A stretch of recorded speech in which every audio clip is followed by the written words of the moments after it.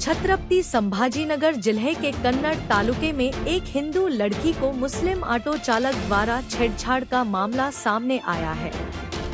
ये लड़की एक कॉलेज में पढ़ती थी। जब रिक्शा चालक के रिक्शा में बैठी तभी रिक्शा चालक आलनक्श उर्फ बाबा शेख सलीम या लड़की को ले जाएगा ऐसा कहने पर हिंदू लड़कों ने उसकी रिक्शा से उतरकर अपने गांव तेलवाड़ी पैदल निकल गए।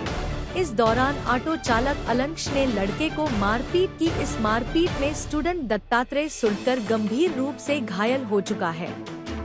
उसका इलाज अस्पताल में किया जा रहा है।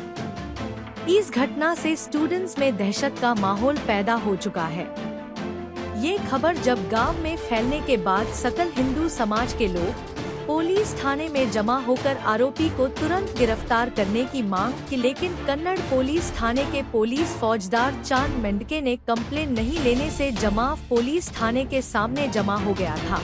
जब वरिष्ठ पुलिस अधिकारी मामला दर्ज करने का आश्वासित किया तभी जमावड़ा चला गया।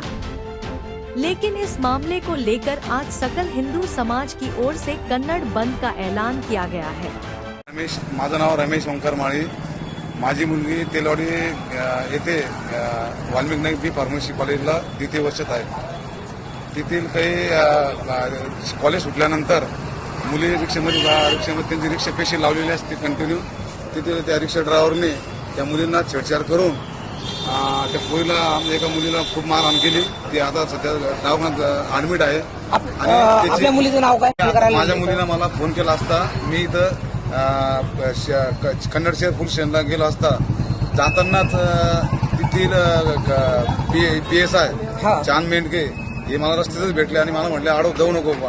मग मी त्यांना म्हटलं मी मुलीचे वडील आहे। तर मला मुलीचे वडील म्हणतात त्यांनी मध्ये घेतलं आणि माझी गच्ची धरून दोन चार थापडा मारून आणि त्यांच्या झेंड्यावर फेकून दिलं आणि मला म्हणे तू इथून निघून जाय।